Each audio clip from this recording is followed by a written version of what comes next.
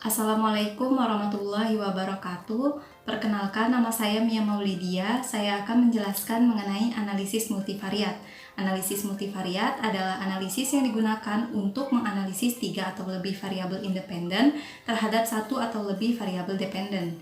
Data yang dianalisis multivariat terlebih dahulu harus berkolerasi pada analisis bivariat dengan nilai P kurang dari 0,025. Artinya, sebelum melakukan analisis multivariat, terlebih dahulu kita seleksi dengan menggunakan analisis bivariat.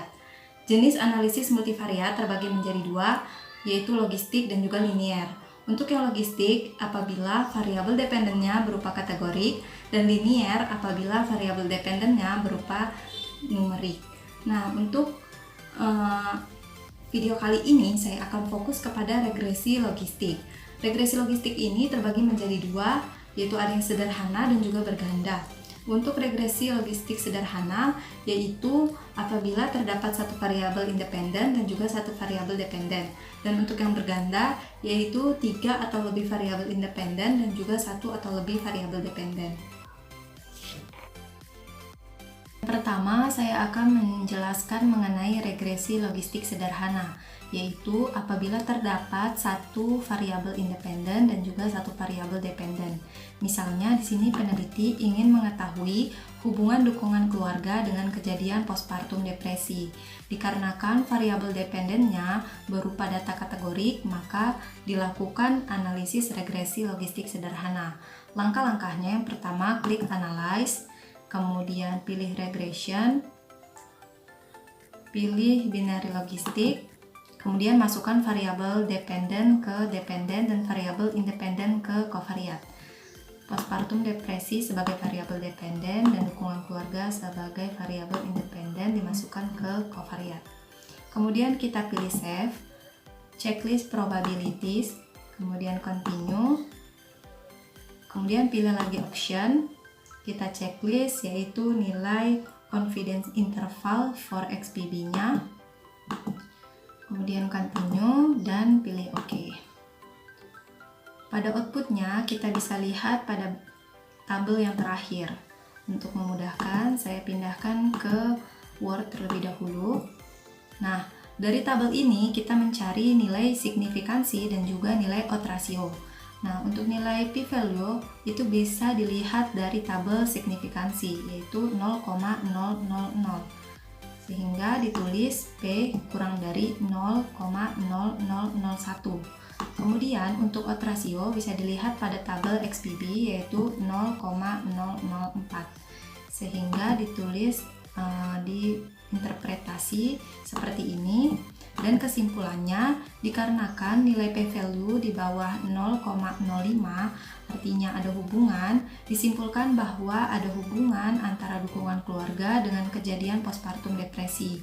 Nilai odds ratio pada tabel XBB 0,004, berarti dukungan keluarga yang kurang beresiko 0,004 kali lebih beresiko terhadap kejadian postpartum depresi dibandingkan dengan dukungan keluarga yang baik.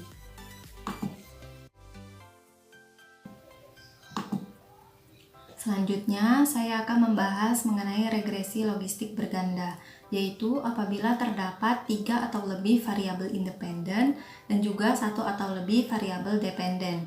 Nah, sebagaimana dicontohkan di sini, variabel independennya berupa usia, pendidikan, pekerjaan, jarak antar kehamilan, paritas yang mempengaruhi variabel dependen berupa perdarahan postpartum.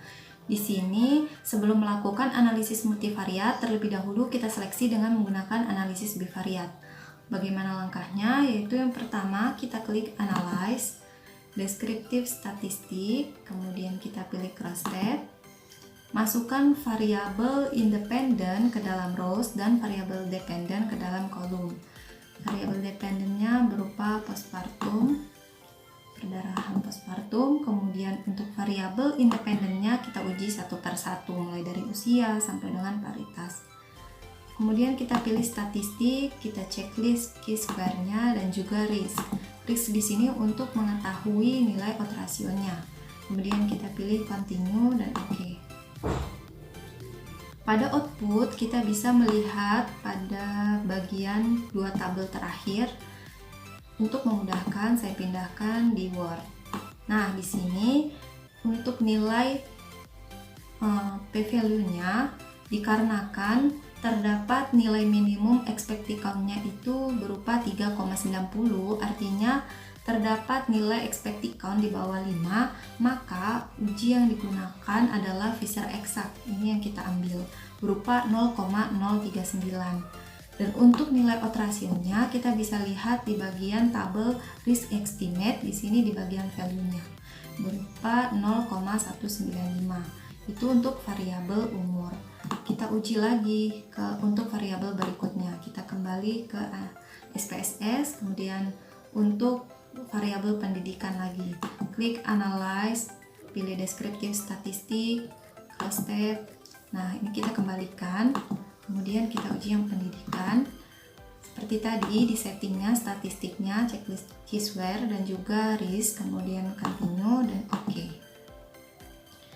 Kita pindahkan ke Word terlebih dahulu untuk variabel pendidikannya. Nah, dikarenakan nilai minimum expected count-nya 3,60, artinya terdapat nilai expected count di bawah 5, maka yang kita lihat adalah hasil Fisher exact-nya. Di sini nilai signifikansinya 1,000. Dan untuk odds ratio-nya yaitu pada bagian value 1,218. Nah, kita uji lagi untuk variabel pekerjaan. Langkahnya sama, klik analyze, descriptive statistik, kemudian cross tab. Kita kembalikan dan masukkan pekerjaan di sini. Setting seperti yang pertama, kemudian kita klik continue dan oke. Kita ambil dua tabel terakhir. Kita lihat kemudian bagaimana nilai minimum dari expected count-nya ini berupa 4,35. Artinya nilai expected count-nya itu ada yang di bawah 5, sehingga kita melihat hasil Fisher exact-nya yaitu 0,493. Untuk nilai odds ratio-nya kita lihat juga pada bagian value yaitu 1,964. Lanjut ke variabel berikutnya, klik analyze, descriptive statistik, kemudian cross tab. Masukkan variabel jarak antar kehamilan, kemudian klik statistik, checklist keyword dan juga risk, continue dan juga oke. Kita ambil dua tabel terakhir, bisa kita pindahkan. Nah, di sini dikarenakan nilai minimum expected count-nya 4,27, artinya ada nilai expected count yang di bawah 5, sehingga kita mengambil hasil Fisher exact-nya yaitu 0,003. Kemudian untuk ratio-nya yaitu di bagian value 0,857. Nah, untuk variabel yang terakhir kita lakukan lagi uji bivariat, klik analyze, descriptive statistik, cross tab. Kemudian kita masukkan variabel independennya dan variabel dependen sudah ada. Klik statistik, checklist seperti tadi yaitu keysquare dan juga risk, continue dan pilih oke. Nah, kita lihat hasilnya pada dua tabel terakhir pada variabel paritas.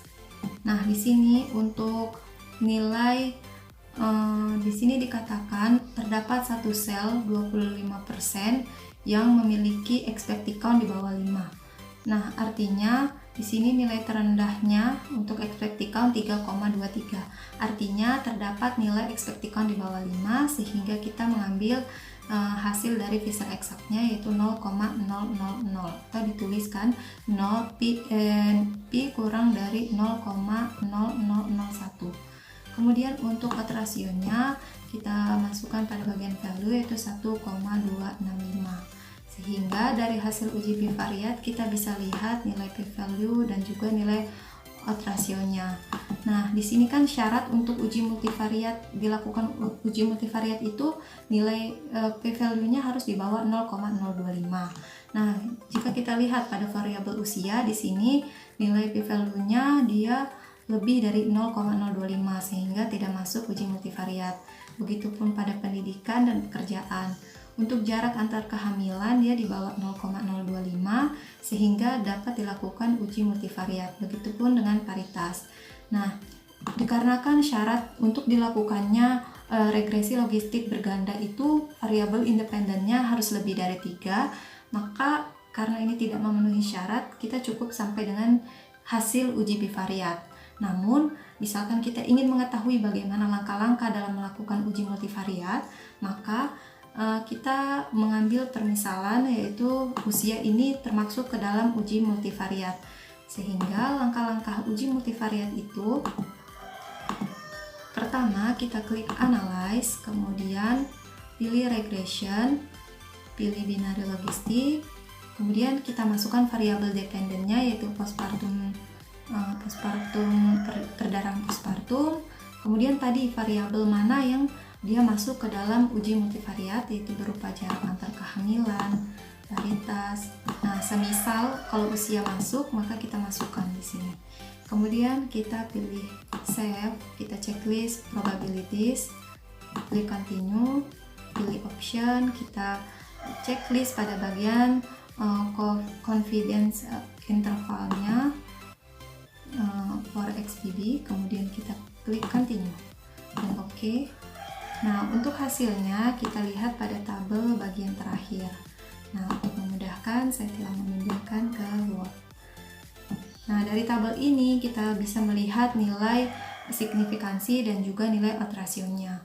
Untuk p-value pada tabel signifikansi, misalkan kita ingin menginterpretasikan usia, maka di sini nilai signifikansinya 0,14 dan untuk nilai odds ratio-nya yaitu 0,105. Nah, dikarenakan tadi ada variabel yang tidak seharusnya dilakukan uji multivariat, tapi kita jadikan sebagai contoh melakukan langkah-langkah, maka ini penyebabnya menjadi ada error. Namun ini untuk pembelajaran saja, sehingga kita interpretasikan dari hasil signifikansi dan juga odds ratio ini pada bagian usia. Dikarenakan nilai p-value-nya di bawah 0,05 artinya ada hubungan, dan jika nilai odds ratio-nya 0,105 disimpulkan ada hubungan antara usia dengan kejadian perdarahan postpartum. Nilai odds ratio pada tabel XBB 0,105 berarti ibu dengan usia beresiko 0,105 kali lebih beresiko terhadap kejadian perdarahan postpartum dibandingkan dengan ibu berusia tidak beresiko. Seperti itulah langkah-langkah dalam melakukan uji multivariat. Terima kasih. Wassalamualaikum.